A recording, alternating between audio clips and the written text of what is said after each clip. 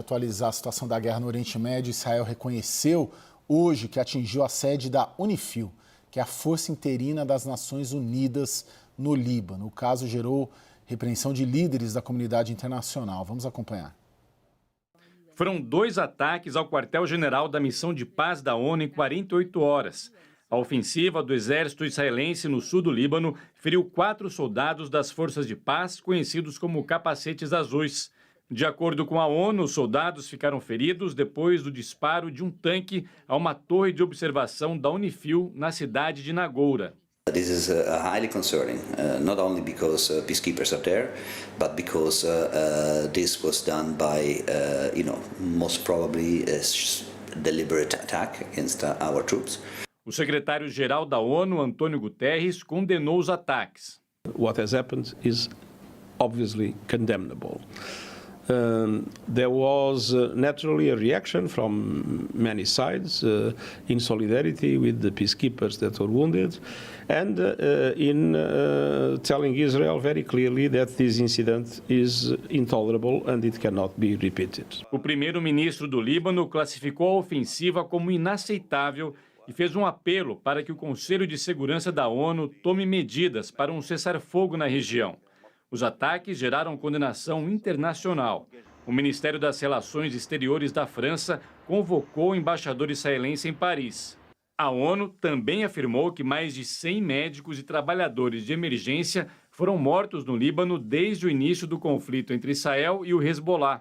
Os dados foram compilados pelo Escritório de Direitos Humanos.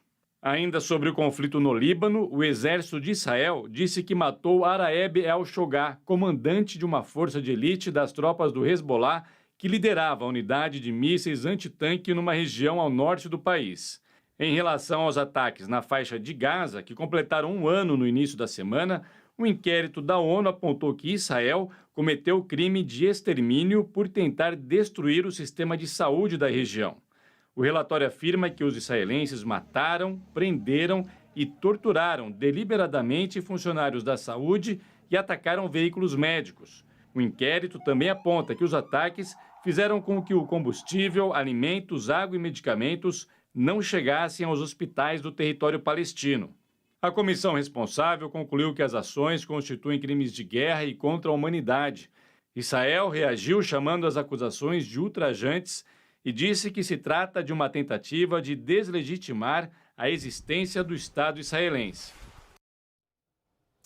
Vitélio, isso atrapalha ainda mais uma solução diplomática que já estava quase impossível, não? Caio, ironicamente, neste momento, quem procura uma solução diplomática é o Irã. O Irã vem contatando países árabes, Arábia Saudita, Emirados Árabes Unidos, o Bahrein, pedindo para que eles intercedam junto a Israel e, caso a diplomacia não funcione, que eles ajudem bloqueando seu espaço aéreo para um iminente ataque de Israel. Esses países já disseram que vão fazer isso, a Jordânia diz que vai bloquear o acesso aéreo dos 2 lados, a Arábia Saudita também, os Emirados Árabes também. Mas Israel promete retalhar. Tem havido um desencontro entre o governo Netanyahu e o governo Biden, não é de hoje. Aparentemente, o Netanyahu não quer conversar e abrir os planos de guerra com o Biden justamente porque não quer seguir os conselhos do Biden, que foram bem específicos, não atacar o programa nuclear do Irã e nem a infraestrutura de petróleo. Então, muito provavelmente não serão seguidas essas orientações, até porque 2 anos atrás Israel fez uma simulação de ataque ao programa nuclear iraniano, pelo menos uma parte da infraestrutura, porque é muito grande, deve ser até atacada e a diplomacia não tem tido nenhum espaço nesse momento, Caio. Israel parece, com a ajuda dos Estados Unidos, querer redesenhar ali o mapa regional. Você vê chance, acha que está conseguindo avançar nesse sentido, os 2 países? Ou redesenhar o equilíbrio de forças, Sim. né? Bem, é um momento definidor para os 2 países, no sentido das linhas vermelhas que cada um quer desenhar na areia, quase literalmente, né? E com condições muito diferentes entre si. O Irã, ele exerceu uma paciência estratégica nos últimos anos, tolerando ataques dos Estados Unidos e de Israel, né, que mataram seus comandantes, né, e atingiram alvos na Síria, no Iraque, no próprio Líbano. Mas agora o Irã decidiu que essa fase terminou, né? Essa etapa terminou e passou então a fazer os ataques diretamente do território iraniano contra o território israelense e não apenas usando os seus proxies, né? seus grupos armados por procuração. Até porque esses grupos armados sofreram uma degradação substancial, né, nas últimas semanas e meses. Primeiro o Hamas, os próprios Houthis, que se envolveram pela primeira vez diretamente na guerra com Israel e sofreram retaliações importantes, e, sobretudo, o Hezbollah, né? Então, o Hezbollah, aliás, estava falando o Vitelli estava mencionando a questão da diplomacia que o Irã tenta tracionar, e o próprio Hezbollah também, né, ofereceu um cessar-fogo, né, pela primeira vez, sendo que não foi atingida a condição que o Hezbollah antes colocava como a condição para o cessar-fogo nessa escalada que ele fez, que seria seria um cessar-fogo na faixa de Gaza. Isso não aconteceu, não vai acontecer, e o Hezbollah demonstrou que está sendo realmente muito fortemente atacado. Passou esse recibo, digamos assim. Do lado israelense, né, também Israel procura mostrar que deseja realmente, se não neutralizar, que seria uma palavra muito forte, mas reduzir substancialmente o poder, a capacidade de combate do Hezbollah no Líbano, tentando de forma mais explícita do que nunca trazer a população libanesa não xiita para o lado de Israel e contra o Hezbollah. Essa solução incluiria, Vitélio, o Hezbollah? Qualquer solução para o Líbano hoje obrigatoriamente incluiria o Hezbollah, na sua percepção? Ou é possível construir uma solução política? Acho que, salvo engano, está sem presidente desde 2022, né? O Líbano, eles não conseguem formar um governo permanente. Isso, passa pelo Hezbollah? Não é presidente, mas é formação de gabinete estável. Sim, passa por uma inclusão do Hezbollah na negociação política para o Líbano, Vitélio? Passa, Caio, porque o Hezbollah tem um braço político representado no parlamento do Líbano. O Hezbollah representa uma parte da população do Líbano que é muçulmana xiita. O Líbano é um país muito diverso, né? 45% da população é de cristãos, né? Mas existem os drussos, existe uma população xiita significativa e tem representação no parlamento. Agora, passa pelo braço político do Hezbollah, porque isso precisa ser diferenciado. Tem países que consideram apenas o braço militar do Hezbollah como terrorista, Caio, não o braço político.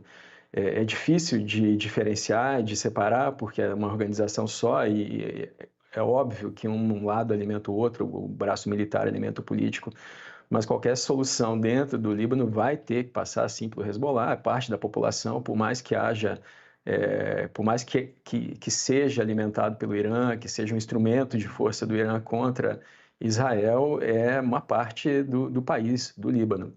Agora, veja só o quanto nós estamos distante de uma negociação, porque os Estados Unidos alegam que Israel não comunicou que faria aquele ataque dos pagers e dos walkie-talkies, que só disse que faria um ataque, não entrou em detalhes. Os Estados Unidos alegam que Israel não comunicou que matariam o Hassan Nasrallah, né, o líder, secretário-geral do Hezbollah, há algumas semanas.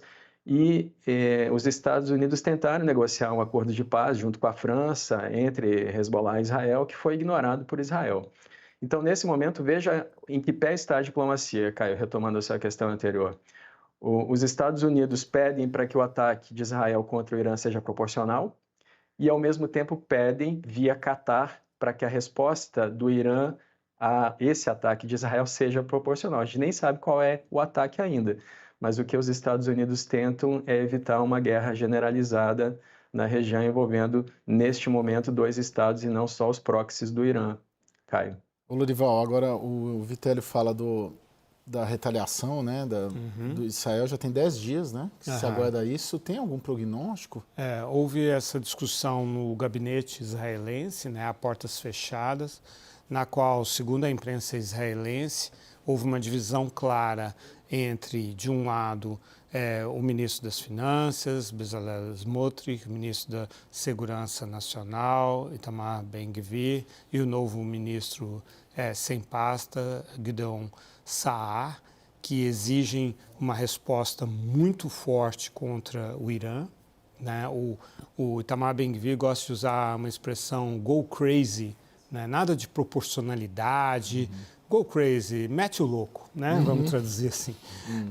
Mas aí tem o outro lado, uns ministros do próprio gabinete e, sobretudo, o Benny Gantz, que é ex-ministro da Defesa e que participou do gabinete de guerra, que ele usou uma formulação muito interessante. Não vamos perder os aliados que a gente recentemente conquistou, referindo-se a esses países que foram mencionados, né? Arábia Saudita, Jordânia, né? Que impediram a passagem por seu território dos mísseis. Na medida do possível, interceptaram esses mísseis, não aceitaram o uso do seu espaço aéreo no ataque iraniano de abril. Né? Mas, assim, a rua árabe, né, ela está muito sensibilizada com o Irã. O Irã voltou a ganhar, o Irã, que é um país persa, não árabe, voltou a ganhar muito prestígio na rua árabe, né, na opinião pública árabe. E esses líderes israelenses mais moderados estão preocupados com isso.